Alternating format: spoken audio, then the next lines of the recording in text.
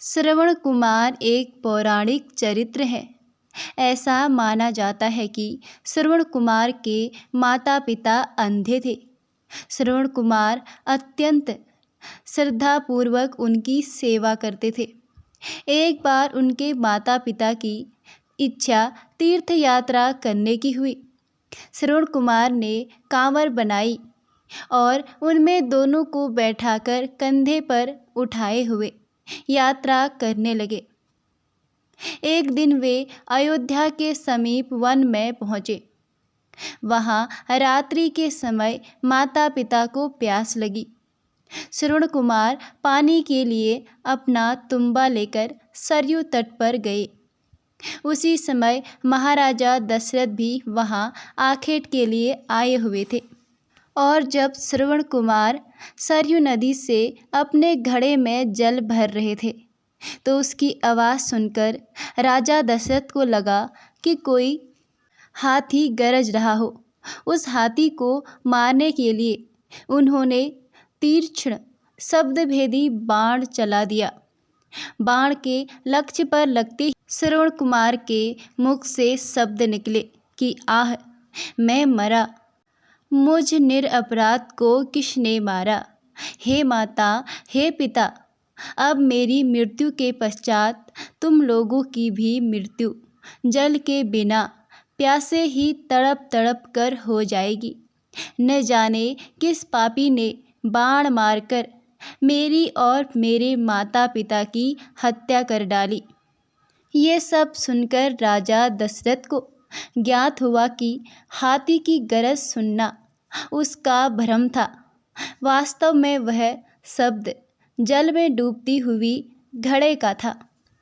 उन वचनों को सुनकर राजा दशरथ के हाथ कांपने लगे और उसके हाथों में धनुष बाण भूमि पर गिर पड़ा। दौड़ता हुआ राजा दशरथ वहाँ पर पहुँचा। वहाँ पर मनुष्य था जो जमीन पर गिरा हुआ था। राजा दशरथ ने देखा कि वह एक वनवासी युवक था। रक्तजित पड़ा है और पास ही एक आधा घड़ा जल पड़ा हुआ है।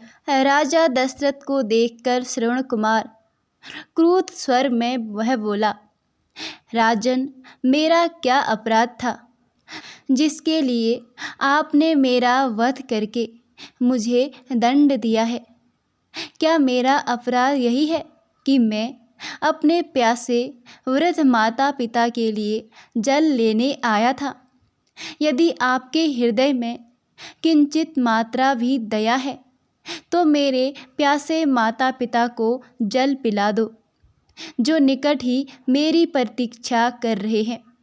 किंतु पहले इस बाण को मेरे कलेजे से निकालो, जिसकी पीड़ा से मैं तड़प रहा हूँ। यद्यपि मैं वनवासी हूँ, किंतु फिर भी ब्राह्मण नहीं हूँ। मेरे पिता वैश्य हैं और मेरी माता शूद्र है। इसलिए मेरी मृत्यु से तुम्हें ब्रह्म हत्या का पाप नहीं लगेगा। राजा दशरथ के द्वारा श्रवण कुमार के हृदय से बाण खींचते ही श्रवण कुमार के प्राण त्याग दिए। ये सब देखकर राजा दशरथ के हृदय से पश्चाताप से भर उठा। घड़े में जल भरकर राजा दशरथ उसके माता पिता के पास पहुंचा और राजा दशरथ ने देखा वे दोनों अत्यंत दुर्लभ और नेत्रहीन थे।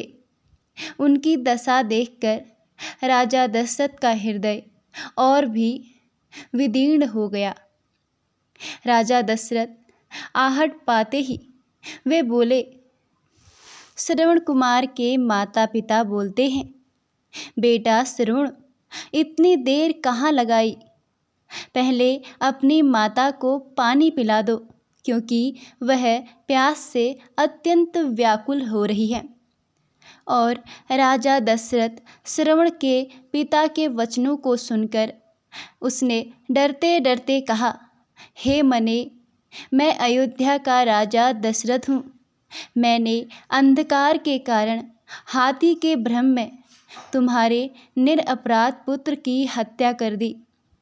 अज्ञानवश किए गए अपने इस अपराध से मैं अत्यंत व्यथित हूँ। आप मुझे दंड दीजिए। पुत्र की मृत्यु का समाचार सुनकर दोनों विलाप करते हुए कहने लगे, मन तो करता है कि मैं अभी श्राप देकर तुम्हें भस्म कर दूं और तुम्हारे सिर के 7 टुकड़े कर दूं, किंतु तुमने स्वयं आकर अपना अपराध स्वीकार किया है।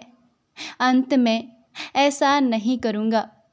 अब तुम हमें हमारे श्रवण के पास ले चलो। श्रवण के पास पहुँचने पर वे उसके मृत शरीर को हाथ से टटोलते हुए हृदय विदारक विलाप करने लगे। अपने पुत्र को उन्होंने जला भी दिया और उसके पश्चात राजा दशरथ से बोला, हे राजन, जिस प्रकार पुत्र वियोग में हमारी मृत्यु हो रही है, उसी प्रकार तुम्हारी मृत्यु भी पुत्र वियोग में घोर कष्ट उठाकर होगी।